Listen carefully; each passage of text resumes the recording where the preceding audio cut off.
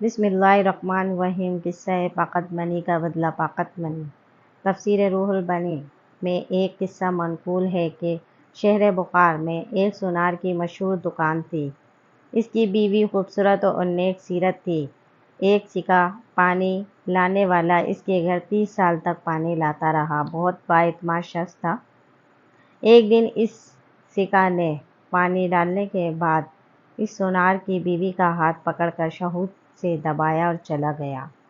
عورت بہت غمزدہ ہوئی کہ اتنی مدت کے اعتماد کو ٹھیس پہنچی ہے۔ اس کی آنکھوں سے آنسو بہنے لگے۔ اس دوران سونار کھانا کھانے کے لیے گھر آیا تو اس نے بیوی کو روتے ہوئے دیکھا۔ پوچھنے پر صورتحال کی خبر ہوئی تو سونار کی آنکھوں میں آنسو آ گئے۔ بیوی نے پوچھا کیا ہوا؟ سونار نے بتایا، آج ایک عورت زیور خریدنے آئی۔ جب میں اسے زیور دینے لگا تو اس کا خوبصورت ہاتھ مجھے پسند آیا۔ میں نے اس اجنبی کے ہاتھ کو شہود کے ساتھ دبایا۔ یہ میرے اوپر قرض ہو گیا تھا، لہٰذا سکہ نے تمہارا ہاتھ دبا کر قرض چکا دیا، اور تمہارے سامنے سچی توبہ کرتا ہوں کہ آئندہ کبھی ایسا نہیں کروں گا۔ البتہ مجھے ضرور بتانا کہ سکہ تمہارے ساتھ کیا معاملہ کرتا ہے۔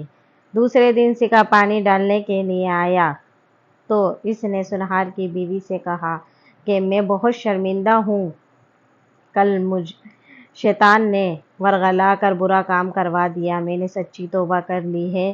آپ کو میں یقین دلاتا ہوں کہ آئندہ ایسا کبھی نہیں ہوگا۔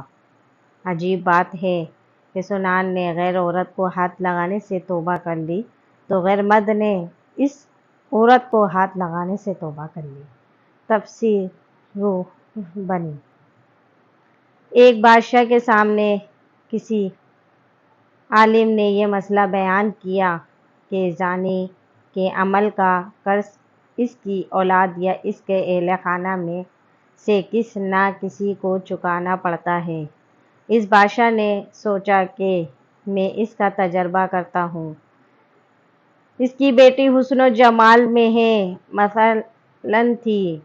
اس نے شہزادی کو بلا کر کہا کہ عام سادہ کپڑے پہن کر اکیلی بازار میں جاؤ، اپنا چہرہ کو کھول کر رکھو اور لوگ تمہیں دیکھیں، جو معاملہ کریں اور ہو بہو آ کر مجھے بتاؤ۔ شہزادی نے بازار کا چکر لگایا، مگر جو غیر محرم شخص کی طرف دیکھتا وہ شرم و حیا سے نگاہ نیچے کر لیتا۔ کسی مرد نے اس شہزادی کے حسن و جمال کی طرف دھیان نہیں دیا۔ سارا شہر کا چکر لگایا۔ جب شہزادی اپنے محل میں داخل ہونے لگی تو راہدین میں کسی ملازم نے محل کی خادمہ سمجھ کر روکا اور نازیبا حرکت کر کر بھاگ گیا۔ شہزادی نے بادشاہ کو سارا قصہ سنایا تو بادشاہ رو پڑا اور کہنے لگا کہ میں نے ساری زندگی غیر محرم عورتوں سے اپنی نگاہوں کی حفاظت کی ہے، البتہ ایک مرتبہ میں غلطی کر بیٹھا اور ایک غیر محرم لڑکی سے کچھ نازیبا حرکت کر بیٹھا۔ میرے ساتھ بھی وہی کچھ ہوا جو میں نے اپنے ہاتھوں سے کیا تھا۔ سچ ہے کہ زنا ایک قصہ والے عمل ہے جس کا بدلہ ادا ہو کر ہی رہتا ہے۔ تفسیر روح المعانی۔ حضرت امام شافعی رحمۃ اللہ علیہ فرماتے ہیں، پاک دامن رہو، تمہاری عورتیں بھی پاک دامن رہیں گی۔ بے شک زنا ایک قرض ہے، اگر تم نے اسے کیا تو ادائیگی تیرے گھر والوں سے، ماں، بہن، بیوی یا بیٹی سے ہوگی۔ اے ابن آدم، اگر تو عقل مند ہے تو اس کو سمجھ لے، پس جو زنا کرتا ہے وہ اپنے گھر کی طرف راستہ دیتا ہے۔ انوار رضا، صفحہ نمبر 3910۔ سونار نے تو صرف ہاتھ ہی پکڑا تھا کسی عورت کا تو قدرت نے فوراً حساب لے لیا۔ دیکھا یہ اللہ عز و جل کا قانون، مکافات عمل جیسی کرنی ویسی بھرنی، باحق ہے۔ اللہ اکبر۔ نوجوانوں کے لیے سبق آموز واقعہ۔ عاشق بنی اسرائیل کا ایک قصہ۔ اپنے پڑوسی کی کنیز پر عاشق ہو گیا۔ اتفاق سے ایک دن کنیز کو اس کے مالک نے دوسرے گاؤں کسی کام سے بھیجا۔ कसब को मौका मिला गया, वो भी इस कनीज के पीछे हो लिया। जब वो जंगल से गुजरी तो अचानक कसब ने सामने आकर इसे पकड़ लिया और इस गुनाह पर आमादा करने लगा।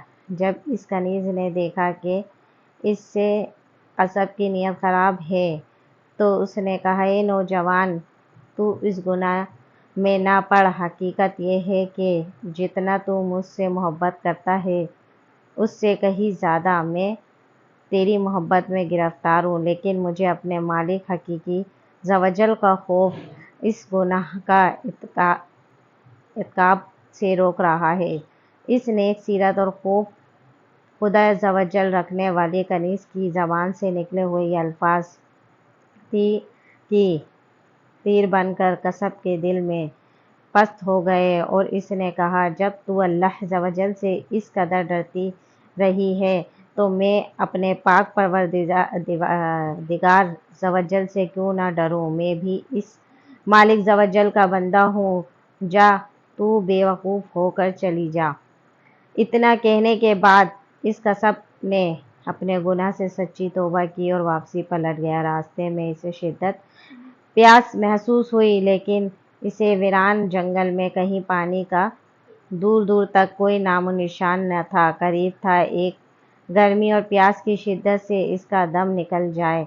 इतने में इसे इस ज़माने के बनी का एक किस्सा मिला। जब इसने कसब की ये हालत देखी तो पूछा, तुझे क्या परेशानी है? कसब ने कहा, मुझे सख्त प्यास लगी है। ये सुनकर कसादा ने कहा, आओ हम दोनों मिलकर दुआ करते हैं, अल्लाह वजल हम पर अपनी रहमत के बादल भेजे और हमें सैराब करे, यहाँ तक कि हम अपनी बस्ती में दाखिल हो जाएं। कसब ने जब ये सुना तो कहने लगा, मेरे पास तो कोई ऐसा नेक अमल नहीं जिसका वसीला देकर दुआ करूं। आप नेक शख्स हैं, आप ही दुआ फरमाएं। इस कसादे ने कहा, ठीक है, मैं दुआ करता हूँ, तुम आमीन कहना। फिर कासिद ने दुआ करना शुरू की और कसब आमीन कहता रहा। थोड़ी ही देर में बादल एक टुकड़े ने एक दोनों पर ढांप लिया और बादल का टुकड़ा इन पर साया फिगन होकर इनके साथ साथ चल रहा था। जब वो दोनों बस्ती में पहुंचे तो कसब अपने घर की जानिब रवाना हुआ और कासिद अपनी मंजिल की तरफ जाने लगा। बादल भी कसब के साथ साथ रहा। जब इसने कासिद ने ये माजरा देखा तो कसब को बुलाया और कहने लगा, तुमने तो कहा था कि मेरे पास कोई नेक अमल नहीं है और तुमने दुआ करने से इनकार कर दिया था। फिर मैंने दुआ की और तुम आमीन कहते रहे, लेकिन अब हाल ये है कि बादल तुम्हारे साथ हो लिया और तुम्हारे सर पर साया फिगन है। सच सच बताओ कि तुमने ऐसा कौन सी अजीम नेकी की है जिसकी वजह से तुम पर यह ख़ास करम हुआ है। ये सुनकर कासिम ने अपना सारा किस्सा सुनाया और इस कासिद ने कहा, अल्लाह ज़वजल की बारगाह में गुनाहों से तौबा करने वालों को जो मुकाम व मर्तबा वो दूसरे लोगों को नहीं। बेशक गुनाह सरजद होना इंसान होने की दलील है, मगर इन पर तौबा कर लेना मोमिन होने की निशानी है। हकीकत सादी रहमतुल्लाह अलैह सिर्फ ये नहीं, जैसे जैसे हम दूसरे की माँ, बहनों, बेटी के साथ करेंगे वो लौट कर हमारी तरफ ज़रूर आएगा। ज़रा नहीं, पूरा सोचकर ज़रूर गौर तलब बात हमें मंदा झेल बला वाक़िया से इबरत हासिल करना चाहिए। ऐसा ना हो कि हमारी कोताही का बदला हमारे घर वाले चुकाते फिरें। जो शख्स चाहता है कि इसके घर की औरत पाक दामन रहे, इसे चाहिए कि वो गैर महरम औरतों से बेइत्मीनान हो जाए। पाकदमनी का बदला पाकदमनी की सूरत में मिल जाएगा। इसे अपने तक महदूद ना रखे बल्कि इसे दूसरों तक पहुँचाए। अल्लाह अज़्ज़वजल मुझे और आपको इस कबीरे गुनाह से महफूज फरमाए। आमीन या रब्बुल आलमीन। वजाहिन नबी सैयदुल